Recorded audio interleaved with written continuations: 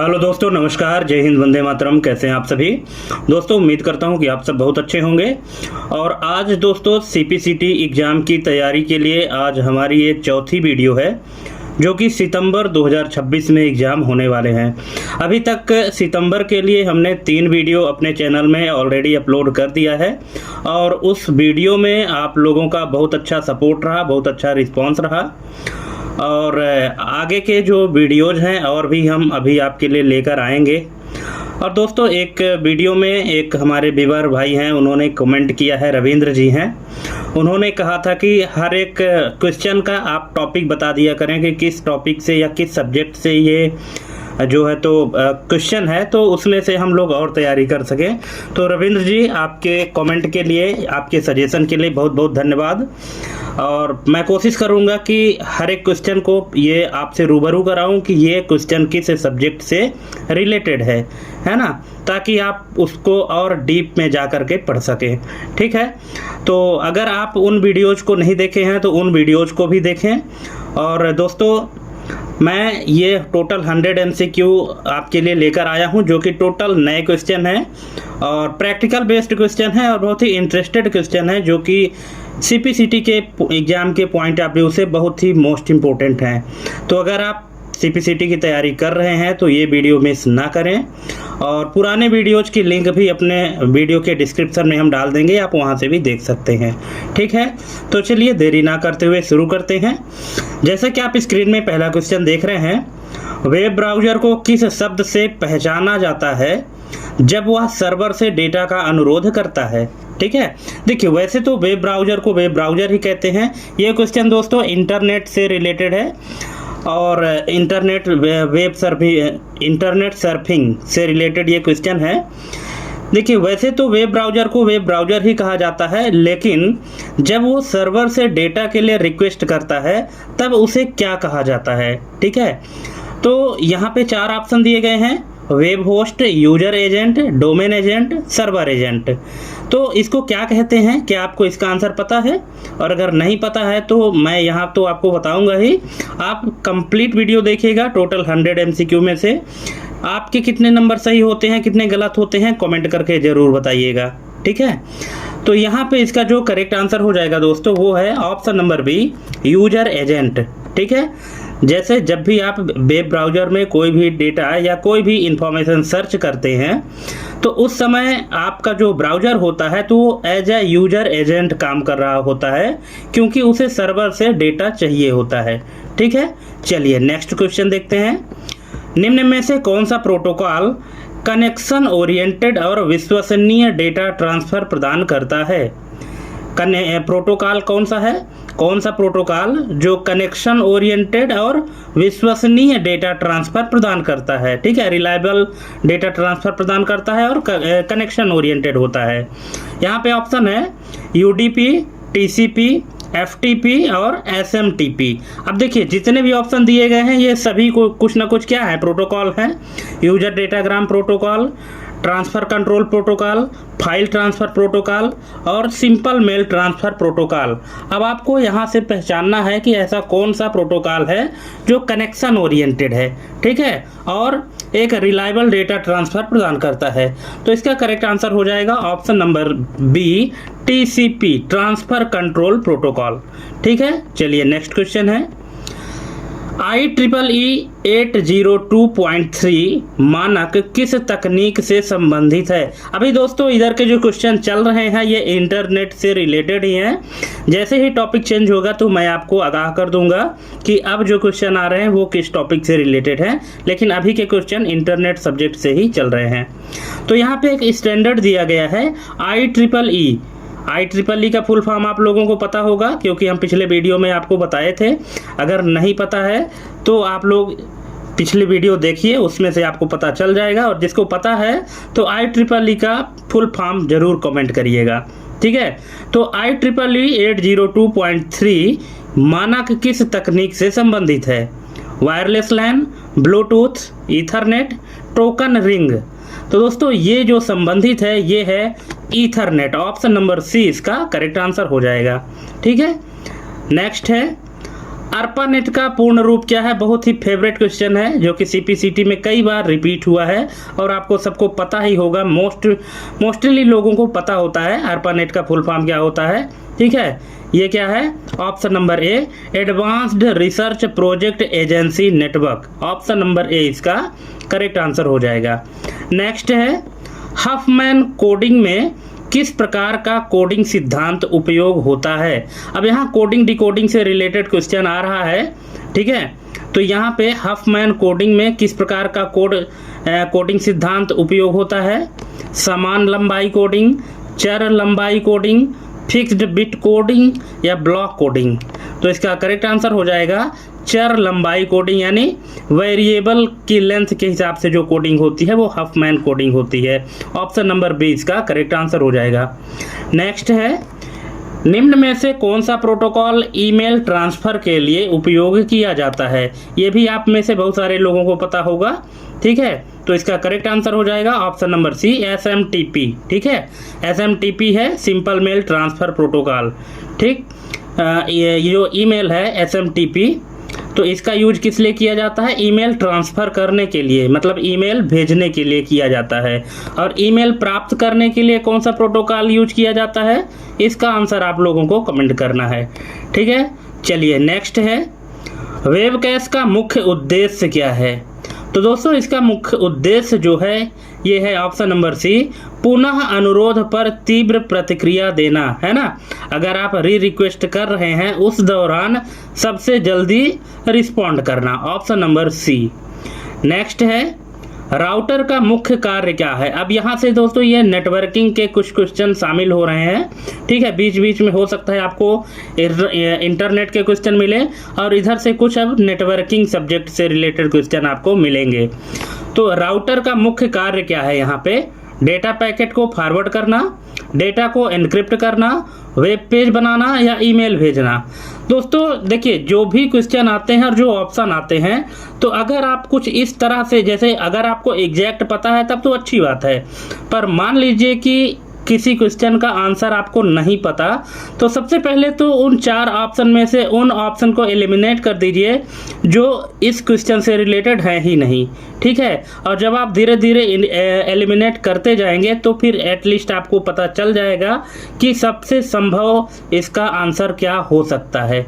ठीक है, तो राउटर का यहाँ पे जो मुख्य कार्य है वो है ऑप्शन नंबर ए, डेटा पैकेट को फॉरवर्ड करना। ठीक है, क्या होता है कि जब हम एक नोड से दूसरे नोड में डेटा ट्रांसफ़र करते हैं तो ये किसका काम होता है? एक नोड से दूसरे नोड तक पहुंचाने का, तो ये होता है राउटर का काम होता है।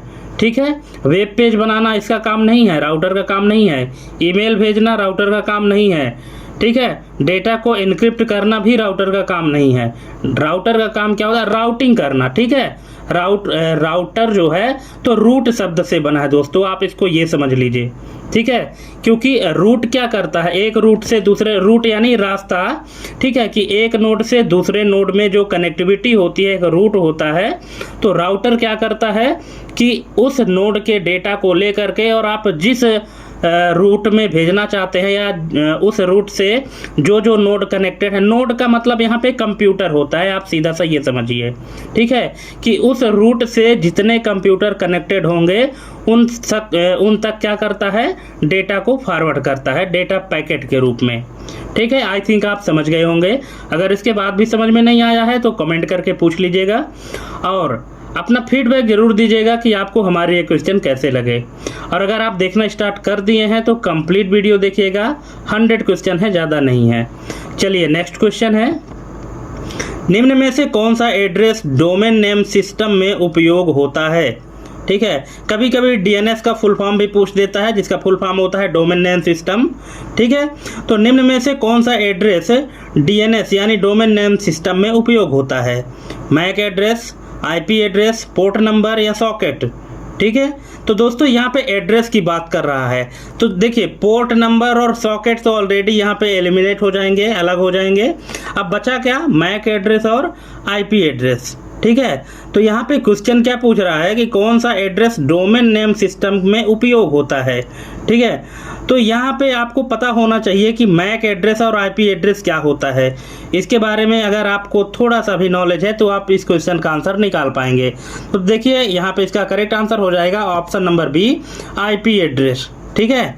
आईपी एड्रेस का उपयोग होता है, ठीक है, डोमेन नेम सिस्टम में, ठीक है, क्योंकि मैक एड्रेस फिजिकल एड्रेस होता है और जो कि फिक्स्ड होता है, लेकिन आईपी एड्रेस क्या होता है, चेंजेबल होता है और ये डायनेमिक होता है। नेक्स्ट है आईएसपी का पूर्ण रूप क्या है, तो इसका सबको पता है, इंटरनेट सर्विस प्रोवाइडर। जो कंपनी आपको सर्विस प्रोवाइड करती है इंटरनेट की, उसी को आईएसपी बोला जाता है। जैसे एयरटेल, जियो, बीएसएनएल, ठीक है, जितने प्रकार के ये सिम होते हैं ये सब आपके क्या हैं, आईएसपी हैं। नेक्स्ट है लाइनक्स में कमांड की मैनुअल जानकारी देखने के लिए किस यूटिलिटी का उपयोग किया जाता है। दोस्तों यहाँ से कुछ क्वेश्चन अब ऑपरेटिंग सिस्टम से रिलेटेड हैं, ठीक है। ऑपरेटिंग सिस्टम में आपको लाइनक्स, यूनिक्स, विंडोज, इन सभी प्रकार के ऑपरेटिंग सिस्टम से रिलेटेड क्वेश्चन मिलेंगे और एंड्रॉयड से भी मिल सकते हैं। चलिए देखते हैं आगे क्या क्या मिलता है। लाइनक्स में कमांड की मैनुअल जानकारी देखने के लिए किस यूटिलिटी का उपयोग किया जाता है, हेल्प, इन्फो, मैन, डीओसी। तो इसका करेक्ट आंसर है दोस्तों man, option number C. Next है निम्न में से कौन सा लॉसलेस कंप्रेशन फॉर्मेट है, ठीक है, lossless compression format, JPEG, PNG, MP3, MP4।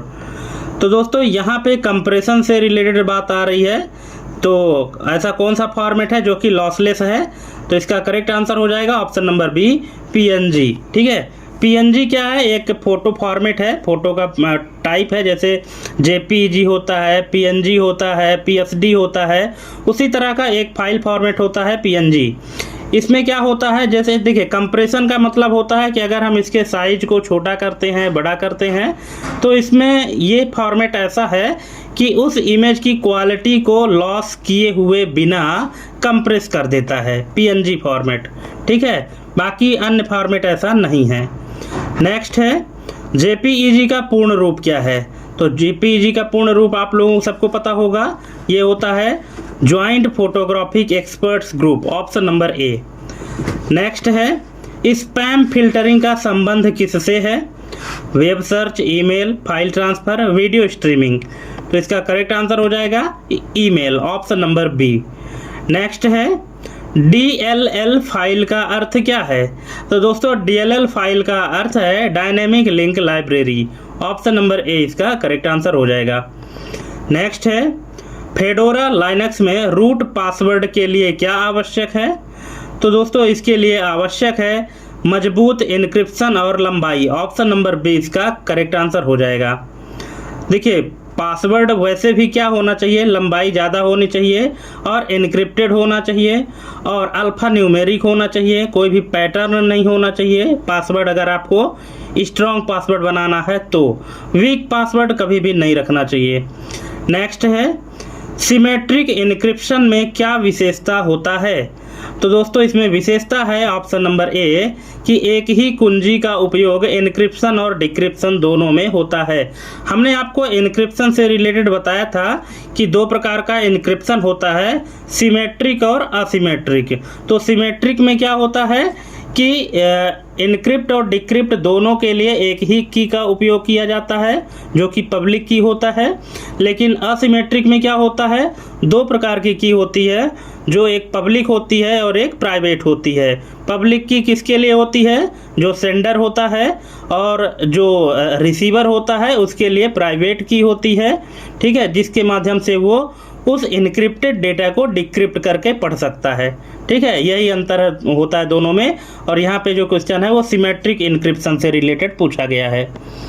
Next question है, अब दोस्तों यहाँ पे डिजिटल इलेक्ट्रॉनिक से रिलेटेड क्वेश्चन आपको कुछ बीच बीच में देखने को मिलेंगे जो कि नंबर सिस्टम से हैं। यहाँ पे का टूज कॉम्प्लीमेंट क्या होगा। देखिए कुछ ऐसे क्वेश्चन हैं जो कि एक्सप्लेन करने लायक हैं, उनको हमने यहाँ पे एक्सप्लेन करने की भी कोशिश किया है, लेकिन मैं आपसे एक रिक्वेस्ट करता हूँ कि अगर आप अच्छे से तैयारी करना चाहते हैं सीपीसीटी का, तो जो ये नंबर कन्वर्जन टाइप के क्वेश्चन है ना, तो आप पहले इनको खुद ही सॉल्व करिए।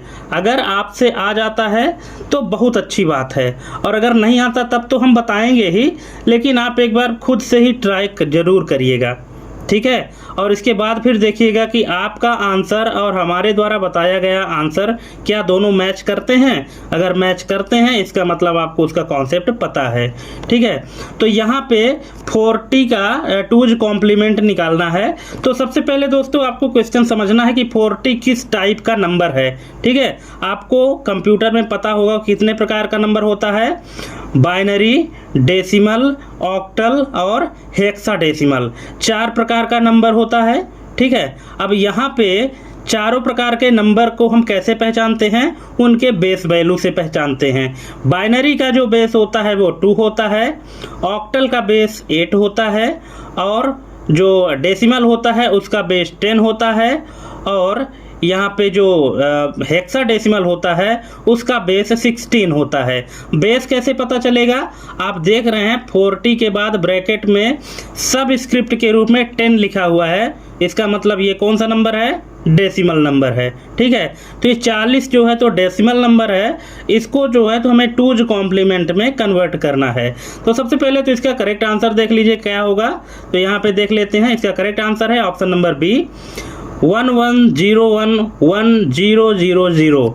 अब कैसे आया इसका टूज कॉम्प्लीमेंट, थोड़ा इसको भी समझ लीजिए। ये देखिए यहाँ पे 40 का बाइनरी, सबसे पहले देखिए आपको किसी भी नंबर का, जैसे ये डेसिमल है तो इसका अगर आपको टूज कॉम्प्लीमेंट निकालना है तो सबसे पहले तो उस नंबर को क्या करेंगे, बाइनरी में कन्वर्ट कर देंगे। अब आपको अगर बाइनरी निकालना नहीं आता तो आप कमेंट करिएगा, मैं आपको बाइनरी निकालना सिखा दूंगा। हालांकि हमने अपने पिछले वीडियोज़ में, जो पुरानी वीडियोज़ हैं उनमें बाइनरी कैसे निकालते हैं अच्छे से बताया है, ठीक है। तो सबसे पहले तो 40 का आपको बाइनरी निकाल लेना है। बाइनरी निकालने के बाद सबसे पहले इसका वंस कॉम्प्लीमेंट निकालना है। अब देखिए वंस कॉम्प्लीमेंट कैसे निकालते हैं, जहाँ जहाँ जीरो है, देखिए जैसे 40 का जब बाइनरी निकाले तो बाइनरी आ गया कितना, 00101000। अब इसका वंस कॉम्प्लीमेंट कैसे निकलेगा, सीधा सा है कि जहाँ 0 है वहाँ 1 रख दीजिए, जहाँ 1 है वहाँ 0 रख दीजिए। तो देखिए यहाँ पे हमने वंस कॉम्प्लीमेंट इसका निकाल दिया, और वंस कॉम्प्लीमेंट में 1 ऐड कर देना है, और 1 ऐड करने के बाद जो भी रिजल्ट आएगा वही इसका टूज कॉम्प्लीमेंट कहलाएगा, ठीक है। आई थिंक आप इसको समझ गए होंगे। एक बार आप पेपर पेन निकालिए और अपने से प्रैक्टिस करिए, क्योंकि अभी इसी तरह के और भी क्वेश्चन आपको आगे मिलेंगे। तो मैं चाहता हूं कि आगे के जो भी क्वेश्चन आए तो करेक्ट आंसर देखने से पहले आप उसको पहले ही सॉल्व कर लें, ठीक है। चलिए नेक्स्ट क्वेश्चन देखते हैं। हेक्साडेसिमल संख्या 2f का बाइनरी रूप क्या होगा, ठीक है। अब यहाँ पे हेक्साडेसिमल नंबर दिया गया है 2f, इसका बाइनरी रूप क्या है। तो इसका बाइनरी रूप क्या होता है, अब आप इसको अगर आपको पता है तो खुद से ही निकाल लीजिए। पहले खुद से निकालने की कोशिश करिए, हो सकता है आप निकाल लें, और अगर आप नहीं निकाल पाते हैं तब तो हम फिर बताएंगे ही यहाँ पे, पर एक बार आप खुद से ट्राई करें, ठीक है। तो इसका करेक्ट आंसर हो जाएगा दोस्तों ऑप्शन नंबर ए, 00101111। कैसे होगा इसका करेक्ट आंसर, ये देख लीजिए यहाँ पे कि हेक्साडेसिमल में हर डिजिट कितने बाइनरी बिट्स का होता है, 4 बाइनरी बिट्स का होता है, ठीक है। तो यहाँ पे सबसे पहले 2 की बाइनरी निकालेंगे, तो 2 की बाइनरी क्या हो जाएगी, 0010, ठीक है। क्यों, हालांकि 2 की बाइनरी तो 10 होती है, लेकिन यहाँ पे आपको किस में निकालना है, हेक्साडेसिमल में। और हेक्साडेसिमल में एक डिजिट में क्या होता है, 4 बिट्स होते हैं, ठीक है। तो जो 2 की बाइनरी है इसको 4 बिट में जब कन्वर्ट करना होता है तो इसके बाइनरी के पहले 2 0 लगा देंगे, तो ये 4 बिट में हो जाएगा। इसी प्रकार f का यहाँ पे आपको क्या निकाल लेना है, बाइनरी निकाल लेना है। अब f क्या होता है यहाँ पे, तो दोस्तों आप थोड़ा सा समझिए कि 0 से लेकर के 9 तक तो हम नंबर निकाल लेते हैं, लेकिन जैसे ही हम 10 में पहुंचते हैं तो ये क्या हो जाता है, हेक्साडेसिमल हो जाता है।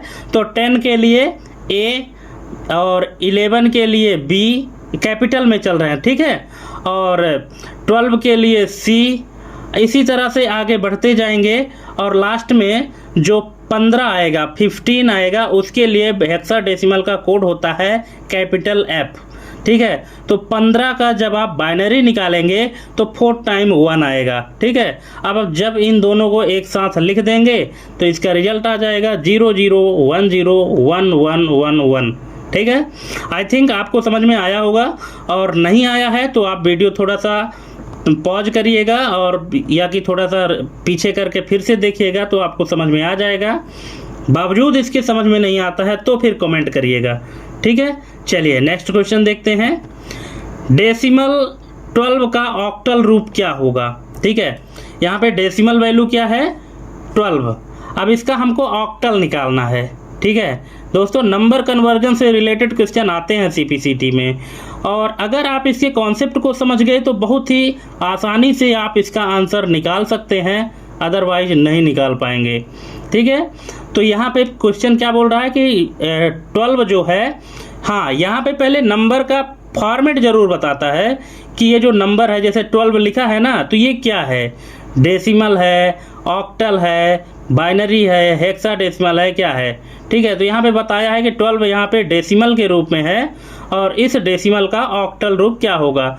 ऐसा क्यों होता है, क्योंकि 12 जो लिखा हुआ है ना, तो ये डेसिमल भी हो सकता है और हेक्साडेसिमल भी हो सकता है, ठीक है। तो यहाँ पे स्पष्ट करना होगा कि डेसिमल एक्चुअली है क्या, ठीक है। तो ये 12 जो है तो क्या है, तो 12 डेसिमल है, इसका ऑक्टल निकालना है।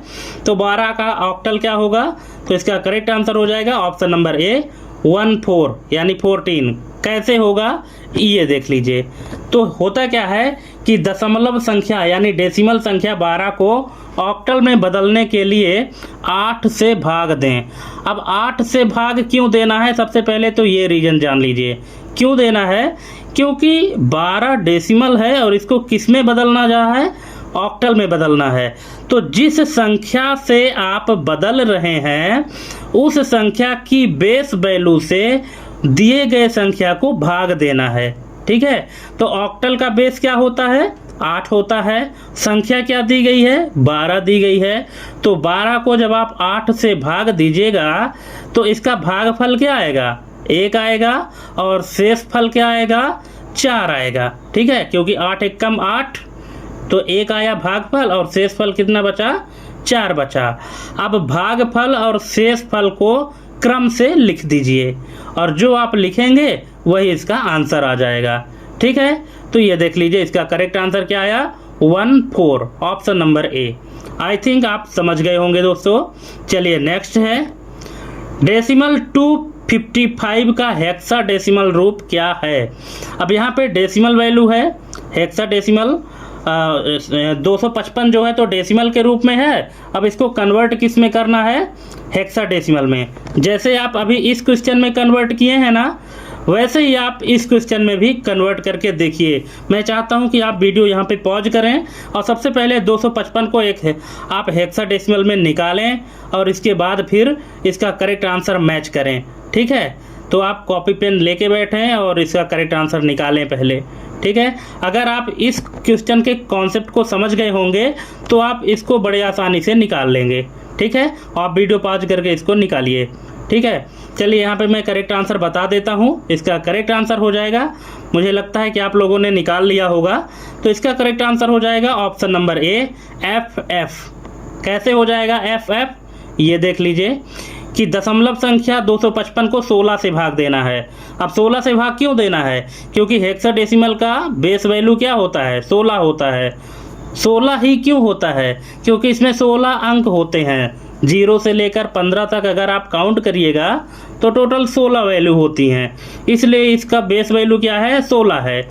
और जिस नंबर सिस्टम में आपको कन्वर्ट करना है उसी के बेस वैल्यू से आपको भाग देना होता है, ठीक है। तो हमको कन्वर्ट किस में करना है, हेक्साडेसिमल में।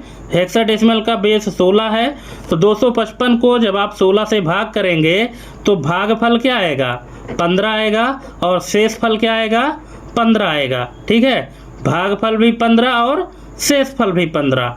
ठीक है, तो हेक्साडेसिमल में 15 के लिए जो हेक्साडेसिमल कोड है वो क्या है, एफ है। तो यहाँ पे 2 बार 15 आया है यानी एफ एफ। ऑप्शन नंबर ए इसका करेक्ट आंसर हो जाएगा। यहाँ जो हमने छोटा सा एक्सप्लेनेशन दिया है आप इससे समझ सकते हैं। ठीक है, चलिए नेक्स्ट क्वेश्चन है, यूडीपी की तुलना में टीसीपी किस में बेहतर है?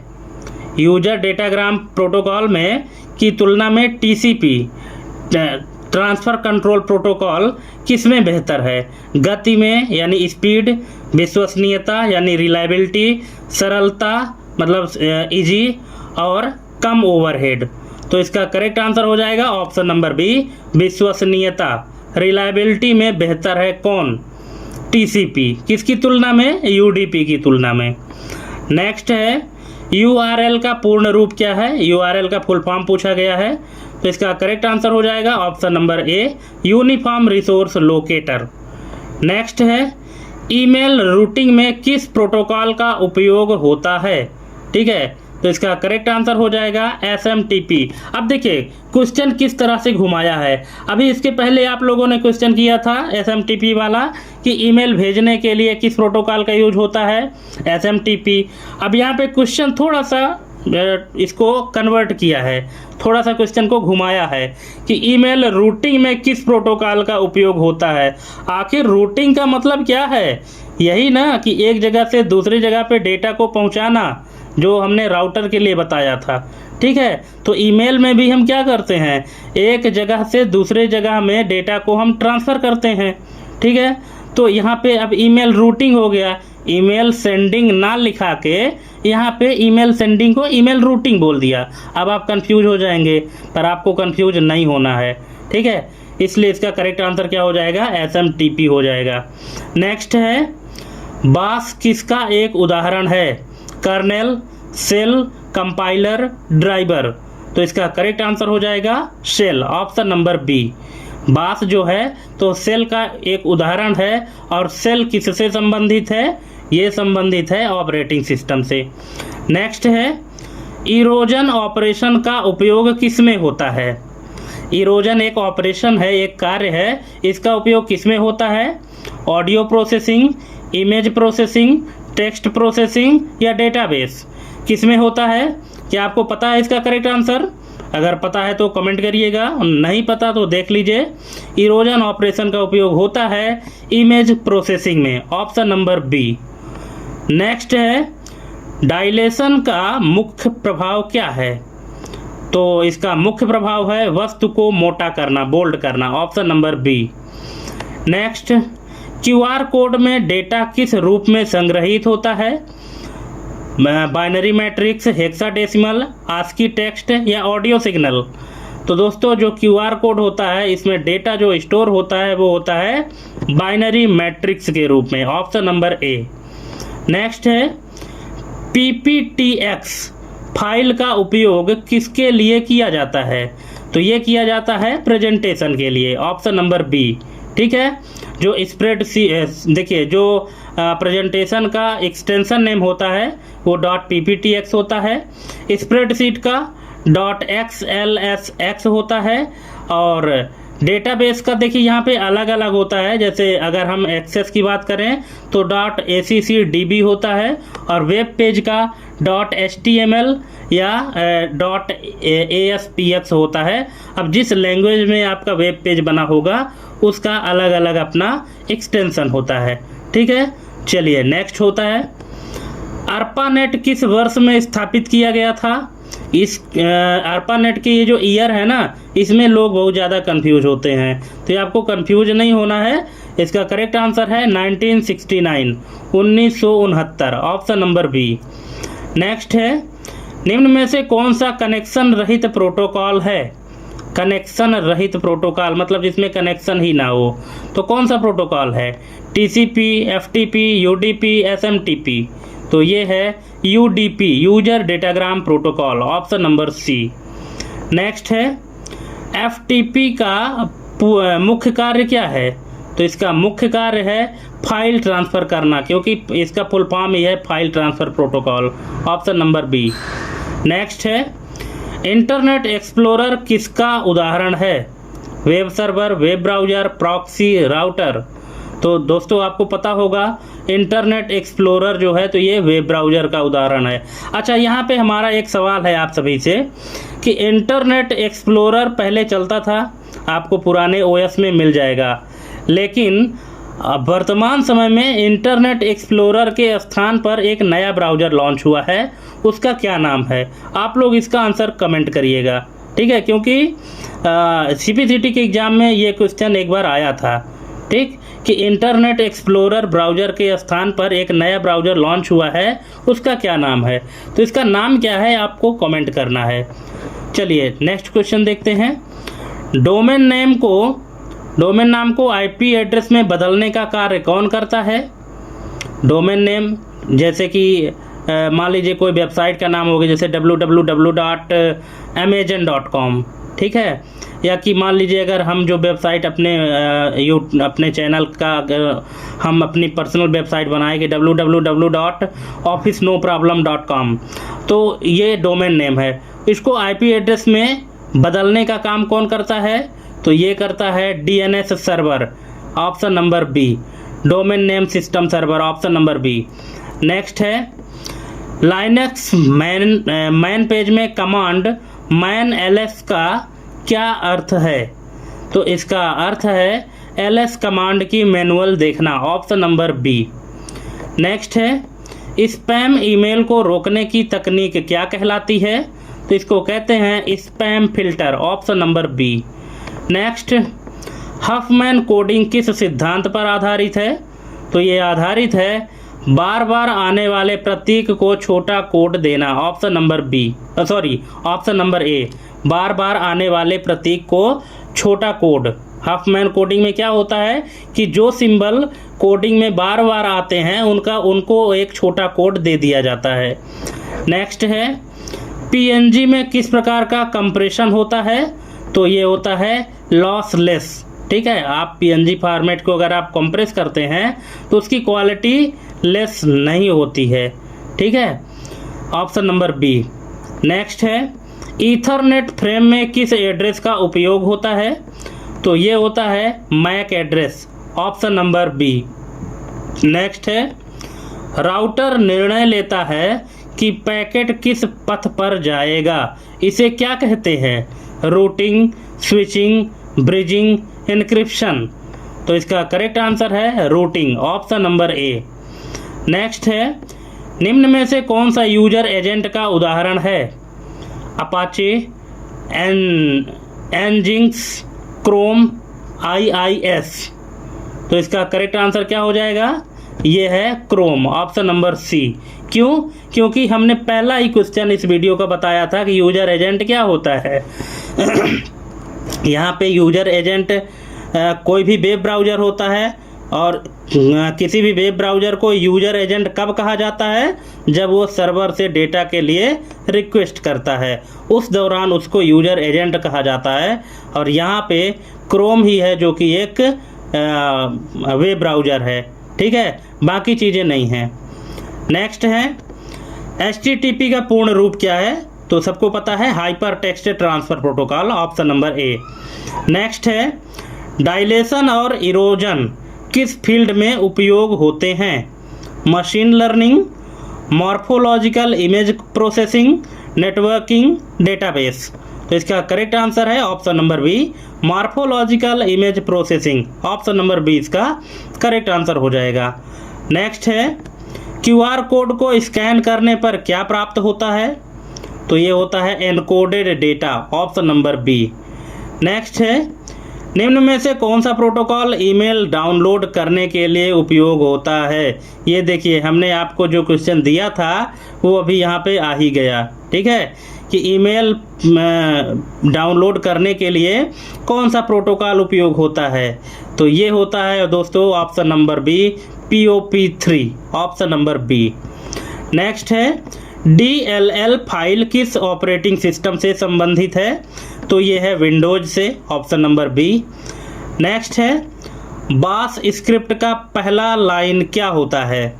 तो इसका करेक्ट आंसर हो जाएगा option number A, hash exclamation forward slash bin forward slash bash. ठीक है, ये इसका पहला लाइन होता है बास स्क्रिप्ट का। नेक्स्ट है, फेडोरा में रूट यूजर का पासवर्ड किस प्रकार का होना चाहिए? तो ये मजबूत और इनक्रिप्टेड होना चाहिए, ऑप्शन नंबर बी। नेक्स्ट है, अब यहाँ पे फिर से हेक्साडेसिमल A3 का बाइनरी रूप क्या होगा? ठीक है, अब हेक्साडेसिमल को किस में कन्वर्ट करना है? बाइनरी में कन्वर्ट करना है। हेक्साडेसिमल A यहाँ पे दिया गया है और 3 दिया गया है, इसको बाइनरी में कन्वर्ट करना है। तो A मतलब क्या? 10, क्योंकि हेक्साडेसिमल में 10 को क्या लिखते हैं? A लिखते हैं, कैपिटल A, और 3 तो 3 ही है। ठीक है, तो A3 का बाइनरी रूप क्या होगा? एक बार आप वीडियो पॉज करके खुद से निकालने की कोशिश करिए और इसके बाद फिर करेक्ट आंसर से मैच करिएगा। आई थिंक आप निकाल लिए होंगे, और निकाल लिए होंगे तो मैच कर लीजिएगा। इसका करेक्ट आंसर है ऑप्शन नंबर ए, 10100011। ठीक है, कैसे हुआ इसका करेक्ट आंसर? आप निकाल लिए होंगे, और नहीं निकाले हैं तो देख लीजिए। ये यहाँ पे हेक्साडेसिमल में प्रत्येक अंक को 4 बिट बाइनरी में बदलते हैं। तो ए का जो मतलब 10 को अगर आप बाइनरी में कन्वर्ट करिएगा तो 10 की बाइनरी 1010 आएगी और 3 की बाइनरी 11 आती है। लेकिन यहाँ 4 बिट बाइनरी में बदलना है, इसीलिए 11 के पहले 2 0 लगा देंगे तो ये 4 बिट बाइनरी में कन्वर्ट हो जाएगी। इस तरह से जब इसको हम एक साथ लिखेंगे तो इसका हो जाएगा 10100011। ठीक है, चलिए नेक्स्ट है, डेसिमल 50 का हेक्साडेसिमल रूप क्या होगा? डेसिमल 50 का हेक्साडेसिमल, आप यहाँ पे इसका कोर कॉन्सेप्ट समझ लीजिए दोस्तों, कि जिस भी नंबर में कन्वर्ट करने के लिए बोला जा रहा है उसको उसमें से भाग कर दीजिए बस। ठीक है, नंबर यहाँ पे बता दिया कि डेसिमल है, अब किस में कन्वर्ट करना है? हेक्साडेसिमल में। तो कुछ नहीं, 50 को हेक्साडेसिमल के बेस वैल्यू से भाग दे दीजिए, और जो भी भागफल शेषफल आएगा उसको उसी सीक्वेंस में लिख दीजिए।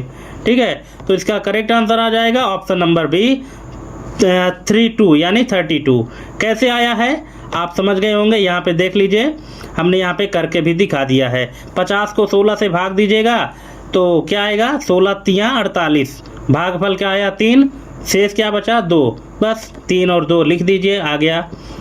ठीक है, चलिए नेक्स्ट है, डेसिमल 8 का ऑक्टल रूप क्या होगा? डेसिमल 8 का ऑक्टल, तो 8 का ऑक्टल क्या होगा? आप इसको भी निकाल सकते हैं। 8 है और ऑक्टल से भाग देना है, 8 को 8 से मतलब भाग देना है आपको। तो इसका करेक्ट आंसर क्या होगा? ये होगा ऑप्शन नंबर ए, 10। कैसे आया? ये देखिए, ऑक्टल संख्या पद्धति का आधार 8 होता है, यानी बेस क्या होता है? 8 होता है। इसलिए 0.8 को मतलब डेसिमल वैल्यू जो 8 है उसको ऑक्टल में बदलने पर क्या होगा? जब 8 को 8 से भाग दीजिएगा तो भागफल क्या आएगा? 1 आएगा और शेषफल 0। तो इसका करेक्ट आंसर क्या हो जाएगा? 10। ठीक है, चलिए नेक्स्ट है, टूज कॉम्प्लीमेंट का उपयोग किसके लिए किया जाता है? ऋणात्मक संख्या निरूपण, सकारात्मक संख्या निरूपण, कोडिंग, एन्क्रिप्शन। तो ये किया जाता है ऋणात्मक संख्या निरूपण के लिए, ऑप्शन नंबर ए, निगेटिव संख्या के लिए, निगेटिव नंबर के लिए। नेक्स्ट है, वेब कैश किस लेयर पर काम करता है? Physical layer, application layer, network layer या ट्रांसपोर्ट लेयर? तो ये करता है application layer, option number B. Next है, TCP/IP मॉडल में FTP किस लेयर पर स्थित है? तो ये है एप्लीकेशन लेयर, ऑप्शन नंबर ए इसका करेक्ट आंसर हो जाएगा। नेक्स्ट है, ISP किस प्रकार की सेवा प्रदान करता है? तो ये करता है internet connectivity, option number B. Next है, ARPANET का पूर्ण रूप किस एजेंसी से संबंधित है? जो ARPANET का फुल फॉर्म है तो किस एजेंसी से संबंधित है? तो ये है DARPA, option number B. Next है, SMTP किस पोर्ट नंबर पर कार्य करता है? वेरी मोस्ट इंपॉर्टेंट क्वेश्चन और भूलने वाला क्वेश्चन। SMTP किस पोर्ट नंबर पर काम करता है? तो ये करता है 25, ऑप्शन नंबर बी। और नेक्स्ट है HTTP किस पोर्ट नंबर पर काम करता है? तो ये करता है 80, option number C. Next, IEEE 802.3 में किस प्रकार की केबल का उपयोग होता है? Fibre optic cable, coaxial cable, twisted pair या सभी प्रकार की? तो इसका करेक्ट आंसर है ऑप्शन नंबर डी, सभी प्रकार की केबल का उपयोग होता है IEEE 802.3 में। नेक्स्ट है, वेब सर्वर का उदाहरण कौन सा है? Chrome, Apache, Firefox, Edge? तो इसका करेक्ट आंसर है अपाची। ठीक है, अपाची क्या है? एक वेब सर्वर है, बाकी सभी क्या है? वेब ब्राउज़र है। नेक्स्ट है, हफमैन कोडिंग में कोड किस आधार पर निर्धारित होता है? तो ये निर्धारित होता है आवृत्ति के आधार पर, option number B. Next, JPEG किस प्रकार का कंप्रेशन है?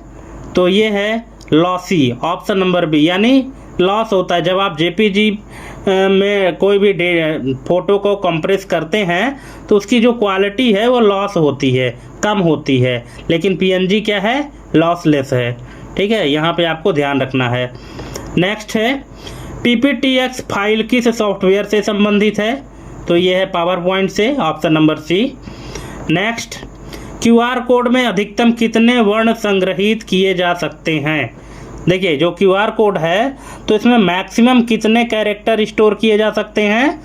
100, 1000, 4296 या 7000? आप बताइए, क्या आपको इसका करेक्ट आंसर पता है?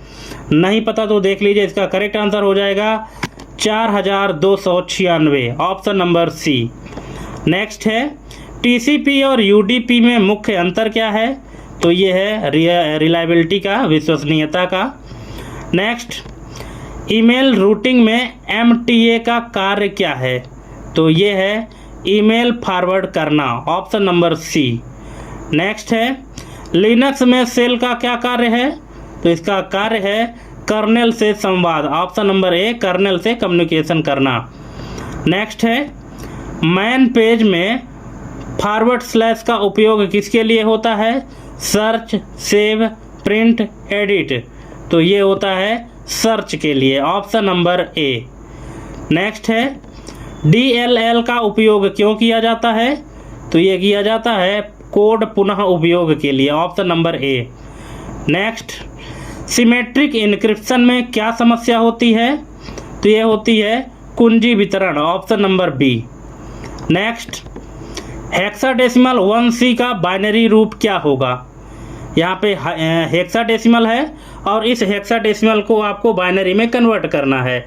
ठीक है, आप दोस्तों वीडियो पॉज करिए और यहाँ पे 1C का बाइनरी रूप पहले निकालिए और इसके बाद फिर करेक्ट आंसर देखिएगा। ठीक है, चलिए तो आप निकालना शुरू करिए। आई थिंक आपने यहाँ पे निकाल लिया होगा। इसका करेक्ट आंसर हो जाएगा ऑप्शन नंबर ए, 00011100। ठीक है, कैसे आया? आप 1 की बाइनरी लिखिए और C यानी यहाँ पे आप काउंट कर लीजिएगा। हेक्साडेसिमल में C किसको लिखा जाता है? ABC, 10, 11, 12 की बाइनरी आपको निकाल लेनी है। ठीक है, और दोनों को एक साथ से लिख देना है इस तरह से। ठीक है, 1 की बाइनरी 0001 और C की बाइनरी 1100। अब इन दोनों को जब 1C लिखिएगा तो इस तरह से लिखाएगा। ठीक है, चलिए नेक्स्ट है, डेसिमल 100 का हेक्साडेसिमल रूप क्या है? तो इसका फिर से आप निकाल ही लेंगे और मुझे पता है कि अगर आप पिछले क्वेश्चन सॉल्व किए होंगे तो इसको भी निकाल लेंगे, मुझे पूरा विश्वास है आप लोगों पर। ठीक है, तो इसका करेक्ट आंसर हो जाएगा ऑप्शन नंबर ए, 64। ठीक है, यहाँ से आप समझ सकते हैं अगर आपसे नहीं आता तो।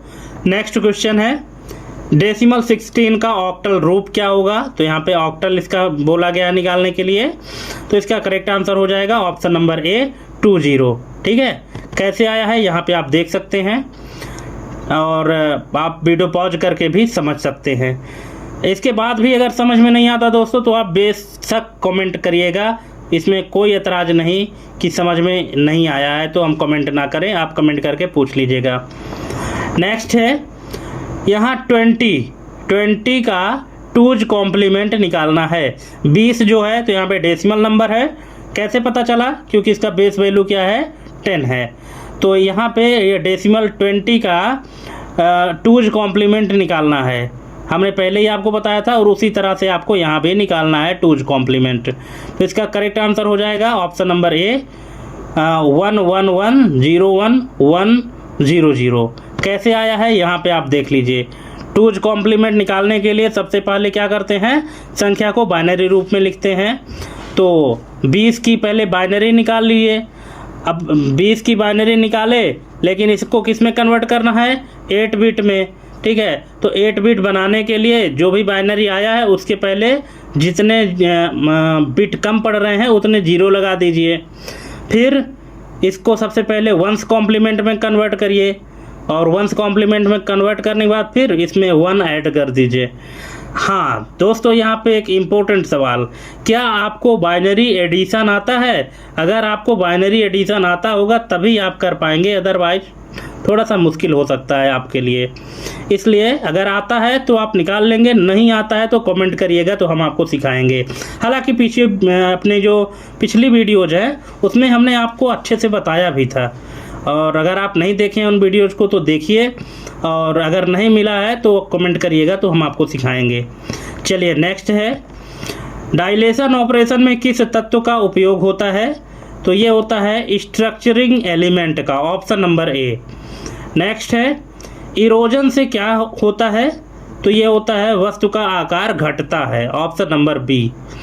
नेक्स्ट है, QR कोड किस प्रकार का कोड है? तो ये है 2D matrix, option number B. Next, URL में HTTP का क्या अर्थ है? तो इसका अर्थ है प्रोटोकॉल, ऑप्शन नंबर ए। HTTP क्या है? एक प्रोटोकॉल ही तो है। नेक्स्ट, IP एड्रेस का कितना बिट होता है IPv4 में? 16, 32, 64, 128। तो ये होता है 32 बिट, ऑप्शन नंबर बी। यहाँ पे IPv4 का पूछा है। यहाँ पे हम आपको क्वेश्चन देते हैं कि IPv6 कितने बिट का होता है, आप लोग कमेंट करके बताइएगा। नेक्स्ट है, डोमेन नेम .com किस श्रेणी में आता है? ये आता है वाणिज्यिक यानी commercial, option number B. Next है, निम्न में से कौन सा डेटा लिंक लेयर डिवाइस है? तो ये है switch, option number B. Next, Ethernet frame में कितने बाइट का मैक एड्रेस होता है? 4, 6, 8, 12। तो ये होता है 6 बाइट का, ऑप्शन नंबर बी। नेक्स्ट है, बास में वेरिएबल कैसे डिक्लेयर करते हैं? तो इस तरह करते हैं, option number A, where equal to value, option number A. Next है, लाइनक्स में मैन पेज किस कमांड में से ओपन होता है? तो ये होता है man command, option number B. Next, Fedora में रूट पासवर्ड कहाँ स्टोर होता है? तो इसका जो एड्रेस लोकेशन होता है वो है ऑप्शन नंबर बी, ETC के अंदर shadow, option number B. Next है, सिमेट्रिक इनक्रिप्शन का उदाहरण क्या है? RSA, AEC, ECC या DSA? तो ये है AEC, option number B. Next है, हेक्साडेसिमल 0F का बाइनरी रूप क्या है? तो इसका 0F का बाइनरी रूप है दोस्तों, ऑप्शन नंबर ए, 4 टाइम 0 और 4 टाइम 1। ठीक है, आई थिंक आप निकाल लिए होंगे। नेक्स्ट है, डेसिमल 200 का हेक्साडेसिमल रूप क्या है? तो 200 का हेक्साडेसिमल आपको निकालना है, तो आप बिल्कुल निकालिए। इसका हेक्साडेसिमल क्या होगा? इसका हेक्साडेसिमल होगा C8। कैसे आया ये देखिए कि 200 को पहले 16 से भाग दीजिएगा, और 16 से भाग देने पर भागफल क्या आता है उसको आप हेक्साडेसिमल कोड में लिखिए और शेषफल को लिख दीजिए। तो जब 200 को 16 से भाग दिए तो भागफल कितना आया? 12 आया है। ठीक है, 12 को हम हेक्साडेसिमल में C लिखते हैं, और जो शेषफल क्या बचा 8, तो उसको हम एज इट इज लिख दिए। ठीक है, तो ये हो गया C8। नेक्स्ट है, डेसिमल 32 का ऑक्टल रूप क्या होगा? तो इसका करेक्ट आंसर है 40/10। तो कैसे आया ये भी देख लीजिए। 32 को 8 से डिवाइड किए, और यहाँ जो शेष भागफल आया 4 और शेषफल 0, तो 40 हो गया। नेक्स्ट है, यहाँ 15 का 2's कॉम्प्लीमेंट निकालना है। अब आप निकाल लिए होंगे दोस्तों और आपसे आने लगा होगा, मुझे ऐसा लगता है। फिर भी आप एक बार खुद से ट्राई करिएगा, क्योंकि आप जितनी बार प्रैक्टिस करेंगे उतना ही अच्छा होगा आपके लिए। तो इसका करेक्ट आंसर हो जाएगा ऑप्शन नंबर ए। कैसे आया है यहाँ पे देख लीजिएगा, आप डिटेल में समझ लीजिए। नेक्स्ट है, हफमैन कोडिंग किस एल्गोरिथम पर आधारित है? तो ये है greedy, option number A. Next, PNG में क्या विशेषता है? तो ये है alpha channel, option number A. Next, PPTX का फुल फॉर्म क्या होता है? तो ये होता है PowerPoint presentation, option number A. Next, QR code किस देश ने विकसित किया है? क्यूआर कोड किस देश ने विकसित किया है? तो ये किया है Japan, option number B. Japan ने क्यूआर कोड को विकसित किया है। नेक्स्ट, टीसीपी में स्ट्रीम किसे कहते हैं? इसे कहते हैं byte stream, option number A. Next है, यूडीपी किस प्रकार का प्रोटोकॉल है? तो ये है कनेक्शन रहित यानी connectionless, option number B. Next है, ईमेल में सीसी का अर्थ क्या है? तो ये है carbon copy, option number A. Next, web cache कहाँ स्थित हो सकता है? तो ये हो सकता है सभी में, क्लाइंट, सर्वर, प्रॉक्सी माने सभी में, ऑप्शन नंबर डी। नेक्स्ट है, आईएसपी किसको इंटरनेट प्रदान करता है? तो ये करता है सभी को, सरकार को भी करता है, कंपनी को भी करता है और सामान्य यूजर को भी करता है, ये सभी को करता है। नेक्स्ट और लास्ट क्वेश्चन है इस वीडियो का कि ARPANET का पूर्ण रूप किस अमेरिकी संस्था से जुड़ा है? तो ये जुड़ा है दोस्तों डरपा से, ऑप्शन नंबर ए इसका करेक्ट आंसर हो जाएगा। ठीक है, तो इस तरह से यहाँ पे 100 MCQ कंप्लीट होते हैं। अब आप लोग कमेंट करके ज़रूर बताइएगा कि ये वीडियो आपके लिए कितना यूजफुल है और कितना क्वेश्चन आपने सही किया, कितना गलत किया, कमेंट करके ज़रूर बताइएगा।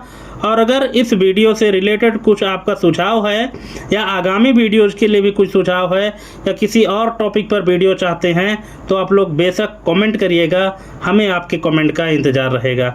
ठीक है, तो आज के लिए बस इतना ही। थैंक्स फॉर वॉचिंग हमारी ये कंप्लीट वीडियो देखने के लिए। मिलते हैं अपने अगले वीडियो में एक नए टॉपिक और एक नई जानकारी के साथ। तब तक के लिए जय हिंद, वंदे मातरम।